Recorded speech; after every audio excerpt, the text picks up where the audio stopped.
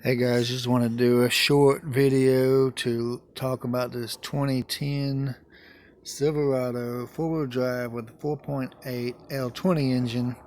It will crank but will not start. It has the p0230 fuel pump relay control circuit. Test failed. And some other stuff. Well,